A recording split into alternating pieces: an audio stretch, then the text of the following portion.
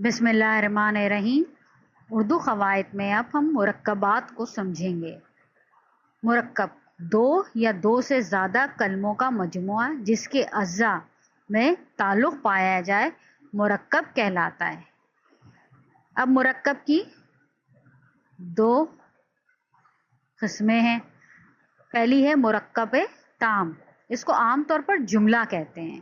اس میں خبر، حکم، سوال یا خواہش ہو سکتی ہے۔ اسے مرکب مفید بھی کہتے ہیں، جیسے احمد پڑھتا ہے خدا ہم پر رحم فرمائے۔ یعنی مرکب مفید یعنی کہ جو بات سننے والے سے کو پورا مطلب حاصل ہو جائے، سمجھ میں آ جائے، اسے ہم مرکب تام کہتے ہیں۔ مرکب ناقص وہ مرکب ہے جس سے سننے والے کو پورا مطلب حاصل نہ ہو، اس کو مرکب غیر مفید بھی کہتے ہیں، یعنی کہ نامکمل جملہ ہے، کمپلیٹ سینٹنس نہ ہو، دو کلموں کے ساتھ ادھورا مطلب ظاہر کرے، یعنی دو لفظوں کے ساتھ ادھورے میننگس ہو، ادھورے معنی ظاہر کرے، جیسے میری کتاب، ٹھنڈا پانی۔ اب کیا ہے، یہ ادھورے سینٹنس ہے، پورے یہ جملے پورے مکمل نہیں ہیں اور اسے مطلب واضح نہیں ہو رہا۔ جبکہ مرکب تام میں مفید مرکب میں کیا تھا کہ آپ کو پورا کمپلیٹ جملہ، پورا کمپلیٹ سینٹنس تھا اور سننے والے کو پورا مطلب سمجھ میں آ رہا تھا۔ لیکن مرکب ناقص میں اس لیے اس کو مرکب غیر مفید کہتے ہیں کہ اس میں نامکمل جملہ ہوتا ہے اور سننے والے کو مطلب پورا سمجھ میں نہیں آتا ہے۔ بسم اللہ الرحمن الرحیم۔ مرکب ناقص کی اقسام۔ مرکب اضافی، اس مرکب میں دو کلموں کے تعلق کو ظاہر کرنے کے لیے حروف یعنی کا، کی، کے، را، ری، رے کا اضافہ کرتے ہیں۔ جیسے مریم کی کتاب، اس میں دو کلموں کے درمیان کی سے کیا ہے، تعلق کا اظہار ہو رہا ہے۔ احمد کی پینسل، اب کی کیا ہے، تعلق کا اظہار کر رہی ہے احمد اور پینسل کے درمیان۔ ہمارا شہر، اب یہاں را کیا ہے، تعلق کا اظہار کر رہا ہے۔ یعنی ایسے مرکب کو کیا کہتے ہیں، مرکب اضافی۔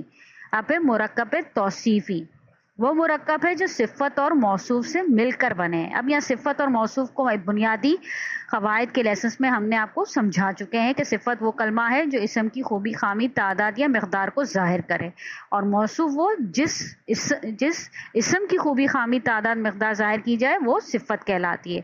اب مثال کے طور پہ جیسے گرم روٹی، اب گرم کیا ہے، صفت ہے، اور روٹی کیا ہے، موصوف ہے۔ اسی طریقے سے نیک لڑکا، اب نیک کیا ہے، صفت ہے، اور لڑکا کیا ہے، موصوف ہے۔ یعنی کہ مرکب توصیفی وہ مرکب ہے جو صفت اور موصوف سے مل کر بنے۔ مرکب عددی، ایسا مرکب جو عدد اور معدود سے مل کر بنا ہو۔ عدد یعنی کہ ہندسہ نمبر، معدود یعنی جس اسم کے بارے میں تعداد بتائی جائے اسے معدود کہتے ہیں۔ جیسے دو کتابیں، دو کیا ہے، عدد ہے، اور کتابیں کیا ہے، معدود ہیں۔ ساتواں آسمان، ساتواں کیا ہے، عدد ہے، معدود کیا ہے، آسمان ہے۔ چار کیا ہے، عدد ہے، تعداد ہے، اور لڑکے کیا ہے، معدود ہے۔ یعنی ایسے ان کو کیا کہتے ہیں، مرکب عددی کہتے ہیں۔ اب ہے مرکب اشاری، وہ مرکب ہے جو اسم اشارہ اور مشار العالیہ سے مل کر بنے ہو۔ اسم اشارہ یعنی وہ حروف جن کی مدد سے، جو الفاظ جن کی مدد سے اشارہ کیا جاتا ہے۔ مشار العالیہ یعنی کہ جس شخص کی چیز کی طرف اشارہ کیا جائے وہ مشار العالیہ کہلاتے ہیں۔ جیسے مثال کے طور پہ یہ کیا ہے، اسم اشارہ یعنی وہ جو اشارے کے طور پہ استعمال ہوتے ہیں۔ قلم کیا ہے، مشار العالیہ ہے، وہ کیا ہے، اسم اشارہ ہے، اور درخت کیا ہے، مشار العالیہ ہے، جس چیز کی طرف اشارہ کیا جا رہا ہے۔ ان کو مرکب اشاری کہتے ہیں۔ مرکب بدلی، جب جملے میں دو لفظ آگے پیچھے اس قسم کے آئیں کہ دونوں سے ایک ہی مراد ہو تو وہ کیا کہلاتے ہیں، مرکب بدلی۔ علی تمہارا بھائی، علی کا بھائی احمد، یعنی کیا ہے کہ جملے میں دو لفظ ایسے آگے پیچھے آئیں کہ ان کا مطلب ایک ہی نکلتا ہو تو انہیں ہم کیا کہتے ہیں، مرکب بدلی۔ اب مرکب تمیزی، جو تمیز اور مبیز سے مل کر بنے، یعنی ایسے مرکب ناقص جو تمیز اور مبیز سے مل کر بنے، اسے مرکب تمیز کہتے ہیں۔ جیسے تمیز وہ کلمہ ہے یا مرکب جو کسی کلمے یا مرکب کے شک اور ابہام کو دور کرے.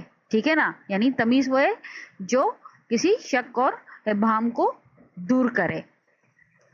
ممیز کیا ہے؟ یہ کلمہ یا مرکب جس کے شک اور ابہام کو تمیز کے ذریعے دور کیا جاتا ہے, یعنی اس کے شک اور ابہام کو تمیز کے ذریعے دور کیا جاتا ہے. اب تمیز کیا ہے؟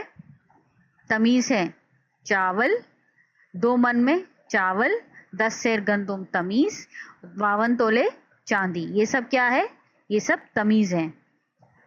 یہ سارے الفاظ جو ہیں تمیز ہیں.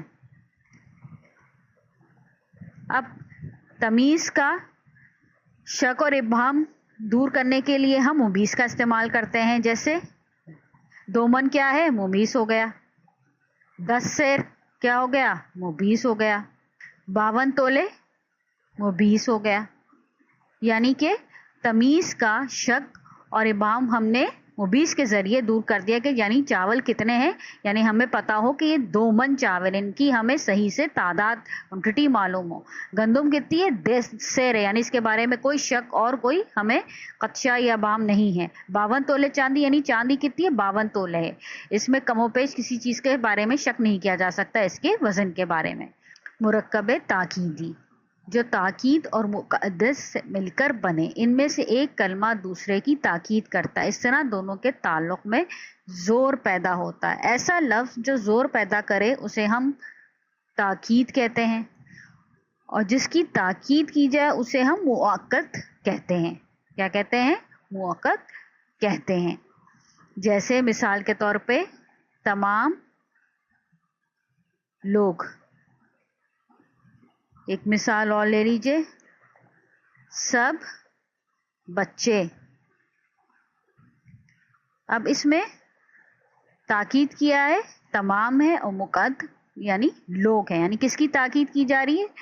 لوگوں کی جا رہی ہے. سب بچے, یعنی کہ اس میں تاکید کیا ہے؟ سب ہے, اور بچے کیا ہے؟ مؤکد ہے. یعنی کہ یہ کیا کہلائے گا؟ مرکب تاکید کہلائے گا. تابع محمل.